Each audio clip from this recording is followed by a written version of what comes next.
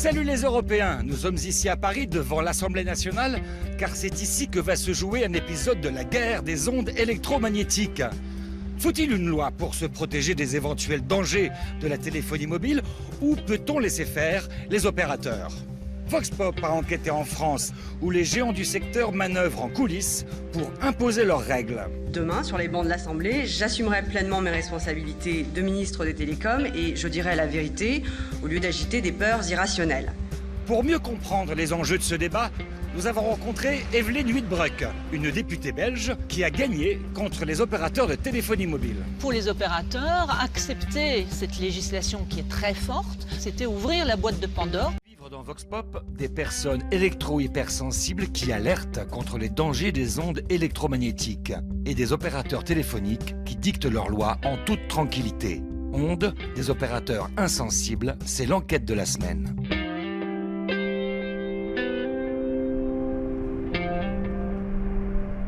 Nous sommes dans les Alpes, dans une région assez reculée, et nous allons au premier rassemblement international des personnes hypersensibles aux ondes magnétiques.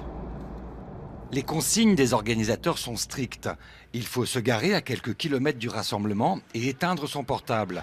Il est même précisé que les parfums et déodorants sont interdits parce que certains y sont allergiques. Ouais. Même les clés avec les télécommandes, on vous demande de les laisser donc, dans le véhicule pour limiter la nuisance par rapport aux personnes qui sont autour. D'accord, et on a mis un fil là, vous voyez, parce qu'on c'est indispensable. On n'a plus le micro HF là.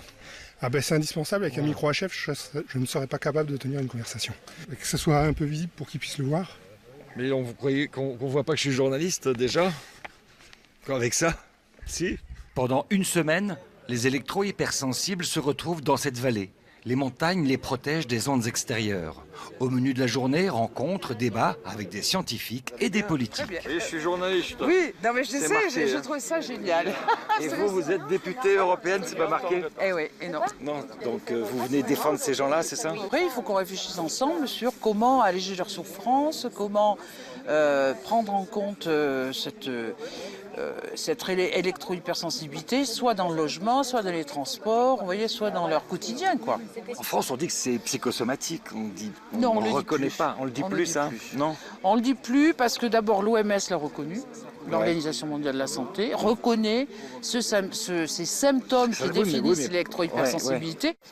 Vous êtes aujourd'hui environ une centaine à être venus soutenir le projet de lieu de vie sans irradiation, dit plus communément projet de zone blanche pour accueil d'urgence pour personnes électro-hypersensibles.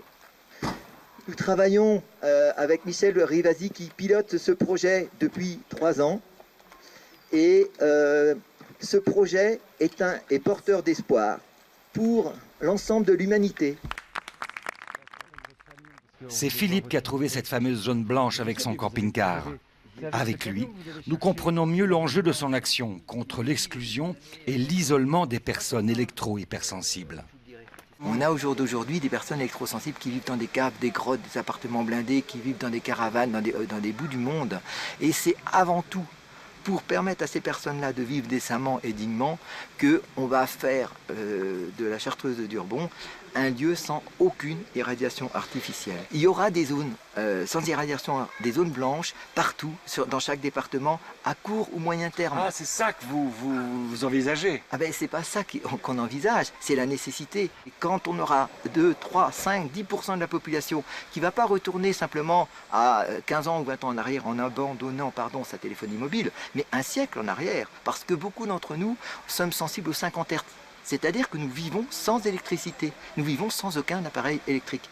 Beaucoup de personnes touchées par cette maladie vivent ou passent leurs vacances en camping-car et se réfugient dans les montagnes. C'est le cas d'Irma, une Allemande, qui depuis quelques années ne supporte plus les ondes du portable, ni même les émanations d'une simple lampe électrique. Mes collègues au travail avaient tous un portable. Station émettrice, c'est pas loin de mon bureau. Je m'énerve tous les jours. Là. Qu'est-ce qu'ils disent les gens de vous quand ils vous voient ? C'est toujours un combat d'expliquer ma situation aux gens. Ils pensent que vous êtes folle. Oui. Pas tous. Mon médecin me croit, mais il ne peut pas m'aider. Il n'y a pas de médicaments. On est venu voir les électro-hypersensibles ici dans la montagne avec, il faut le dire, avec un peu de condescendance, en rigolant quand ils nous ont demandé si on avait mis du parfum ou pas. Et puis en les voyant, en prenant du temps, en les écoutant surtout, on s'est rendu compte que c'était une vraie maladie et que c'était pas que dans la tête. Et que ça pouvait peut-être même nous concerner. Voilà, on va aller voir du côté de nos correspondants en Europe comment ça se passe. Selon un rapport de 2009 sur la santé de l'environnement, 300 000 personnes souffriraient d'électrosensibilité en Suède. Depuis 1995, le pays reconnaît l'électrosensibilité comme un handicap, mais ce n'est pas encore officiellement une maladie. Les électrosensibles ont désormais les mêmes droits que tous les autres handicapés. Leurs besoins spécifiques sont pris en compte selon les dispositions légales. Par exemple, leur maison ou leur lieu de travail doivent être protégés des ondes. Les critiques estiment que ces mesures ne vont pas assez loin, et de plus en plus de gens se battent aujourd'hui pour que l'électrosensibilité soit reconnue comme une maladie à part entière en Suède.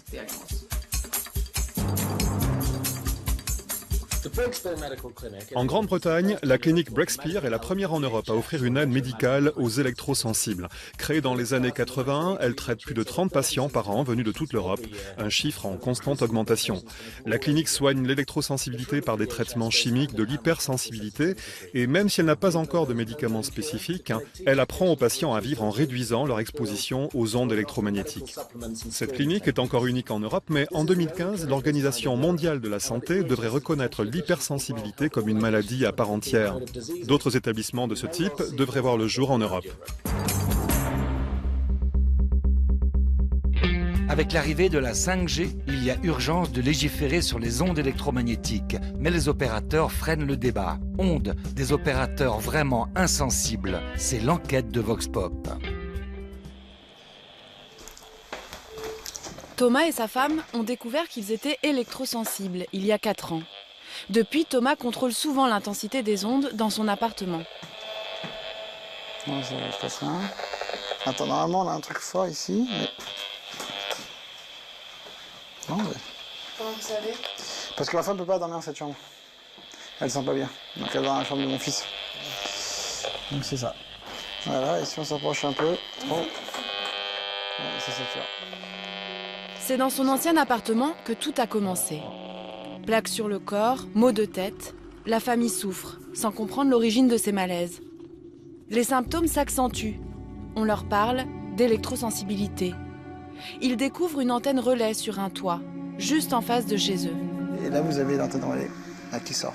Thomas appelle alors la mairie, qui vient mesurer le niveau des champs électromagnétiques. Les relevés ne montrent rien d'anormal. Ils sont proches de 0. Mais il doute de ces mesures et décide de faire appel à un laboratoire privé. Et donc, on a fait venir le CRIREM, qui est un organisme indépendant. Et bizarrement, quand ils ont fait les mesures, eh ben, c'était très fort.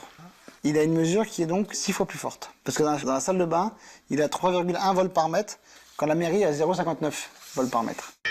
Thomas a payé 1 000 € l'expertise du CRIREM. Celle de la mairie était gratuite. Les organismes mandatés par la mairie sont payés directement par les opérateurs téléphoniques qui, par définition, ne sont pas indépendants. Étienne Sandrier dénonce depuis longtemps ce conflit d'intérêts.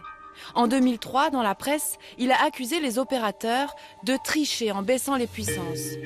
Cela lui a valu un procès qu'il a gagné. L'intérêt pour les industriels de fausser ces mesures, c'est d'essayer de faire croire à la population qu'en fait, ils sont extrêmement peu exposés. Donc en fait, c'est une façon de désamorcer la contestation, voire l'inquiétude de la population, en disant « Vous voyez, les niveaux auxquels vous êtes exposés sont négligeables ».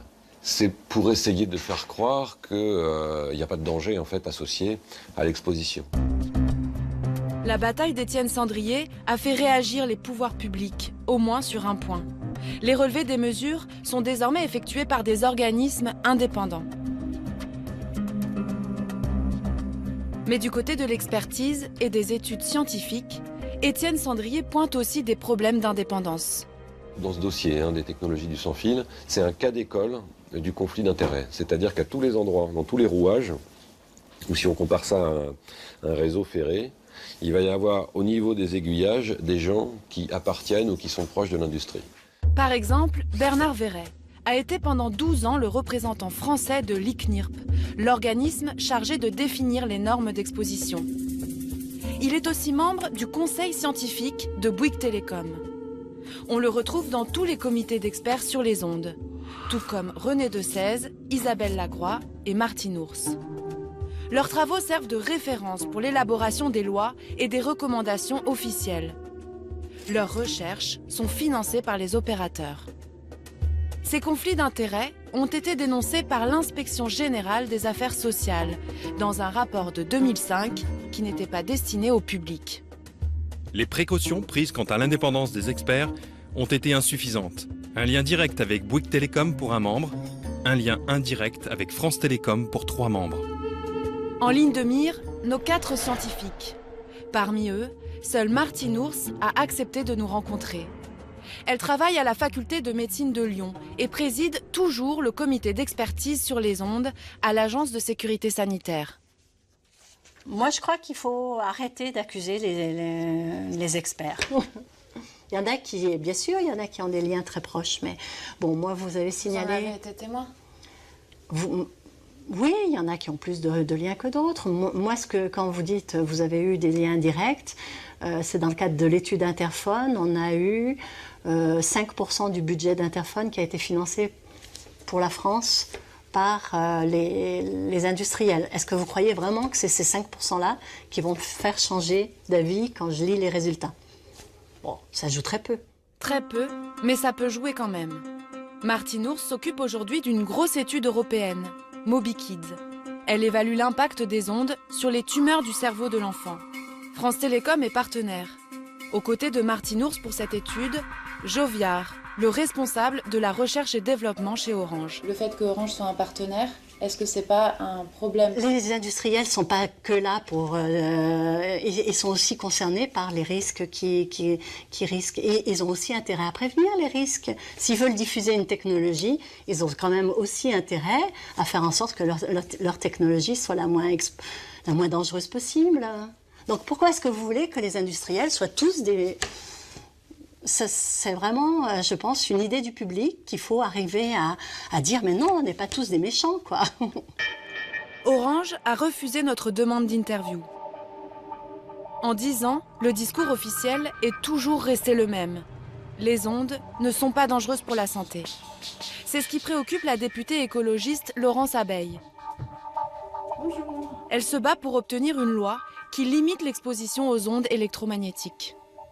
Quand l'OMS classe les ondes électromagnétiques comme cancérigènes possibles, pour moi, c'est déjà largement suffisant pour dire qu'il faut protéger les populations des ondes. Moi, je considère qu'en tant que législateur, ma fonction, mon rôle, c'est de protéger la population. Je ne veux pas qu'on nous rejoue ce qui s'est passé avec l'amiante pendant des dizaines d'années et qui continue aujourd'hui d'avoir des conséquences absolument dramatiques. En janvier 2013, Laurence Abeille propose une loi pour réduire l'exposition du public. La veille du débat à l'Assemblée, la ministre de l'économie numérique, Fleur Pellerin, se rend aux vœux de la Fédération des opérateurs de téléphonie mobile. Aux côtés du directeur général d'Orange, elle déclare sans ambiguïté. Demain, sur les bancs de l'Assemblée, j'assumerai pleinement mes responsabilités de ministre des Télécoms et je dirai la vérité au lieu d'agiter des peurs irrationnelles. Le lendemain, le gouvernement retoque la proposition de loi. La députée écolo ne se décourage pas. Pendant 1 an, elle remanie son texte et doit revoir ses ambitions à la baisse sous la pression du lobby des opérateurs. Un lobby qui n'hésite pas à envoyer aux autres députés leurs propositions d'amendement. Et puis ça, ce sont en fait leurs propositions d'amendement. Donc un des amendements importants, c'était de remplacer le mot modération par le mot maîtrise. Et donc c'est présenté ce qui n'a pas évidemment... c'est comme un amendement à l'Assemblée nationale, c'est le même format, hein, exactement. Il n'y a plus qu'à remplacer, mettre les noms, etc. Lorsqu'en janvier 2014, la proposition de loi de Laurence Abeille passe à l'Assemblée, les opérateurs peuvent compter sur des soutiens indéfectibles, comme la députée UMP, Laure de la Raudière. Pourquoi interdire le Wi-Fi pour des enfants de 2 ans si l'utilisation d'une tablette, par exemple, pour des enfants handicapés peut leur faire des progrès?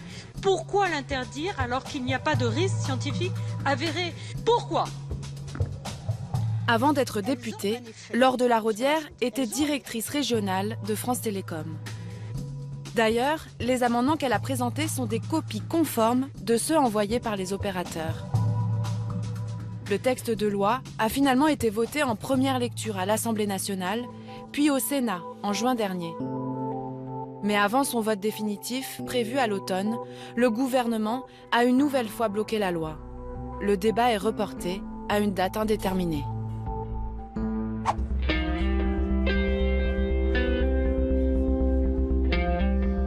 Contrairement à ce que nous disent les opérateurs, il est tout à fait possible de réduire les émissions des antennes pour les téléphones portables. J'ai rendez-vous avec une députée belge qui a gagné contre les opérateurs de téléphonie mobile. Bonjour madame. Bonjour. Bienvenue. Installez-vous dans le cadre. Vous avez vos marques, très bien, parfait. Evelyne Wittebroek. Uiterbroek, mais comme vous voulez. Uiterbroek, vous avez été au gouvernement, non pas fédéral, mais au gouvernement régional de Bruxelles. Vous vous occupez des questions d'environnement. Oui, principalement environnement, énergie et rénovation urbaine. D'accord. Et donc vous, en tant qu'écolo, vous avez appliqué une décision de ce Parlement qui disait un truc incroyable, il faut absolument baisser la puissance des antennes téléphoniques et vous avez une norme de 3 volts par mètre, c'est ça? Nous avions une norme de 3 volts par mètre. Au départ, c'était ça, voilà, ouais. Et puis nous l'avons modifié, si vous voulez, au mois de mai. Nous en sommes maintenant à 6 volts par mètre. Ce qui est quand même la norme la plus sévère au monde. Qui est la norme la plus sévère au monde et la plus ambitieuse et qui parvient à faire l'équilibre entre le développement de la mobilophonie et la santé. Juste pour dire qu'en Europe, il n'y a pas d'obligation pour les pays, mais c'est préconisé entre 41 volts par mètre et 60 et quelques. Hein. Pourquoi vous avez fait ça? D'abord parce que le Parlement l'a décidé. Quand le Parlement décide, oui, d'accord, mais pourquoi il décide? Pourquoi le Parlement bruxellois? Ils ont décidé parce que pas mal de parlementaires ont été alertés, bien sûr, par la population qui craint les ondes électromagnétiques parce que je pense que les personnes électrosensibles sont de plus en plus nombreuses et qu'il y a aussi au niveau européen ce fameux principe de précaution qui existe. Quand on enquête sur ces questions-là, et nous à Vox Pop on a enquêté, en fait les opérateurs ils disent mais il n'y a pas d'études qui prouvent que c'est nocif. Comment ça se fait que vous en Belgique ce serait plus nocif que chez nous? C'est pas tout à fait exact qu'il n'y ait pas d'études. Ça c'est ce que les opérateurs disent. Il y a quand même des experts de la santé qui disent très clairement il y a des risques. Donc nous avons décidé d'appliquer justement ce principe de précaution et de dire on n'est pas sûr. Et donc, nous prenons cette norme, qui pour les électrosensibles est encore une norme trop élevée. Ça n'a pas été facile. Non, ça a été une affaire de quand même plusieurs années. Ouais. On a eu un fort lobby des opérateurs depuis le début. Ils revendiquaient d'avoir plus de lieux pour implanter des antennes, parce que qui dit abaissement de la norme, dit également qu'il faut une multiplication d'antennes. Ils ont raison là-dessus. Ils ont raison, ouais. Ils ont raison. Donc ce que nous avons fait, c'est essayer quand même de leur proposer des lieux pour installer des antennes. Et les Bruxellois étaient d'accord pour avoir des antennes, plus d'antennes chez eux? C'est là que vous tombez évidemment dans le serpent qui se mord un petit peu la queue, parce que vous avez beau expliquer à l'opinion publique, au comité de riverains, que s'ils veulent que les antennes soient moins nuisibles, il faut accepter d'avoir plus d'antennes. Ouais. Et ça c'est très compliqué parce que le symbole même de l'antenne fait peur aux riverains. Quelles ont été concrètement les actions des lobbies des opérateurs? Des opérateurs, tout simplement, ils disaient qu'ils n'allaient pas pouvoir développer d'abord la 3G et puis ensuite la 4G. Avec la 3G, on a vérifié que c'était possible, mais si vous voulez, le lobby, c'était quand même un forcing au niveau de mon cabinet, de mon administration, et puis c'était surtout au niveau de la communication publique. C'est-à-dire, qu'est-ce qu'ils disaient? C'était dire, Bruxelles, qui est la capitale de la Belgique, la capitale de l'Europe, n'aura absolument pas, vous ne pourrez pas utiliser votre GSM. Tout simplement, vous aurez des coupures tout le temps, ça ne sera pas possible de faire d'Internet sur absolument les pas. tablettes Donc quelque part, il y avait une pression aussi terrible vis-à-vis de l'opinion publique qui, elle, à la fois ne veut pas d'antenne, mais veut quand même que son GSM... Il y avait une dégradation de la ville, en fait. Voilà. C'est ça. Voilà. Même la Commission européenne. Ah, très fort. Donc là, je peux dire très clairement que la commissaire, Madame Kroes, Nelly Kroes, commissaire qui s'occupe des questions numériques, et je peux dire qu'en 10 ans, moi, je n'ai jamais eu une pression si forte forte de la Commission européenne et d'une commissaire elle-même, qui elle-même a dit à Bruxelles, ça va être le Moyen-Âge.